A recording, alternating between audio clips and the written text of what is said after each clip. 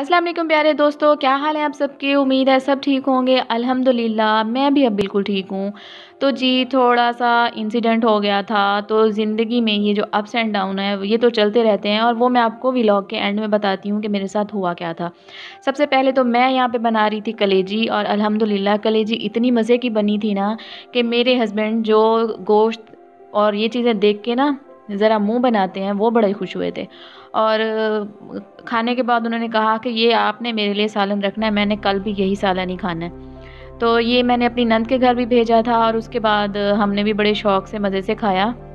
तो मैंने ये किया कि कलेजी धो के कुकर में डाली, इसमें मैंने आधा कप पानी डाला और उसके बाद मैंने सारे इसमें स्पाइसेस डाले, नमक, लाल मिर्च, हल्दी और प्याज और लहसुन ये डाल के मैंने उसको प्रेशर दिया।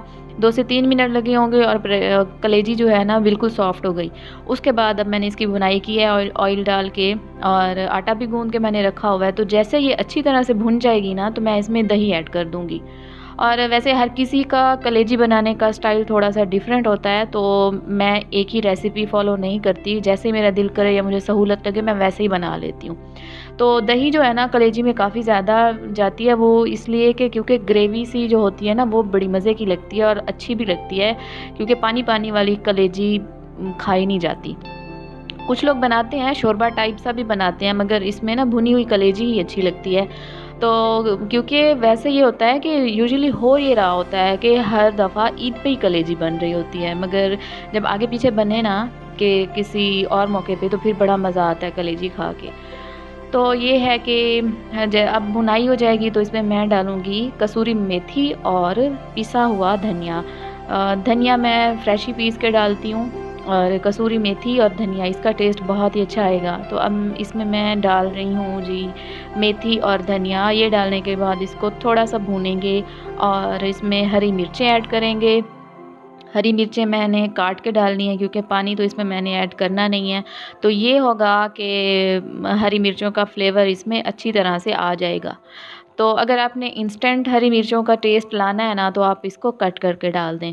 तो आप देख रहे होंगे कि कलेजी कितनी मज़े की लग रही है और कलेजी बिल्कुल रेडी है। अब मैंने इस पे डाला है गरम मसाला पिसा हुआ।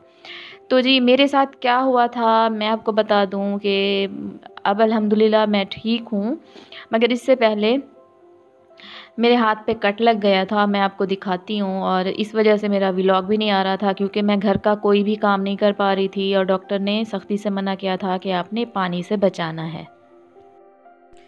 अच्छा जी, तो आप मेरे हाथ की कंडीशन देख रहे होंगे। सबसे पहले तो जो हाथ की हालत है ना इसको इग्नोर कीजिएगा क्योंकि सुबह से मैंने हाथ नहीं धोया। और दूसरी बात ये है कि ये चोट लगी कैसे, आप देख सकते हैं कि बहुत ही ज़्यादा गहरी चोट है। वो जी ये हुआ कि सुबह मैं बर्तन धोने लगी हूँ तो ग्लास में धो रही थी। जैसे ही मैं उसको धोने लगी तो ये हुआ कि शीशा टूट गया और वो उससे ये हुआ कि हाथ मेरा ये सारा कट गया। तो जहाँ से शीशे का इतना बड़ा टुकड़ा उतरा है वो तो सारा ये कोई 2 इंच की जगह है। ये देखें, आप देख सकते हैं कि गोश्त किस तरह से हो रहा है। तो ये हुआ कि वो तो कट गया, बाकी जो उसकी नोक थी ना वो इसके अंदर चली गई। तो मैंने क्या किया, बड़ी कोशिश की, मैंने इसको दबाए रखा कि मेरा ब्लड जो है ना वेस्ट ना हो, मगर ज़ख़म इतना गहरा था कि फिर भी नहीं रुका। मैंने आपको बताया था कि मेरे भाई जो हैं ना वो हमारे साथ वाले घर में शिफ्ट हुए हैं, तो मैं जल्दी से उनके घर गई हूँ। मैंने अपनी भाभी से कहा कि भाभी आप यहाँ पे पट्टी कर दें क्योंकि खून बहुत ज़्यादा निकल रहा था। अच्छा, मेरी भाभी ने जी जल्दी से पट्टी की। वो खुद देख के हैरान हो गई कि ये इतनी गहरी चोट कैसे लगी। फिर जब पट्टी की ना तो मैं फिर उनसे बातें कर रही थी और एकदम से मुझे पता नहीं क्या हुआ कि मैं बेहोश हो गई क्योंकि मेरा ब्लड जो है ना काफ़ी वेस्ट हो चुका था। और उसके बाद मुझे कुछ पता नहीं है कि क्या हुआ। फिर जब मुझे होश आया तो मैंने ये देखा कि भाई भी थे, भाभी भी थी और मेरे हस्बैंड भी आ चुके थे।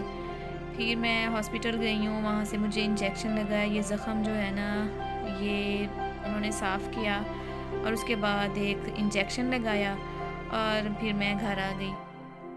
तो सुबह ये 10 बजे का ही वाक़या है जो हुआ है मेरे साथ।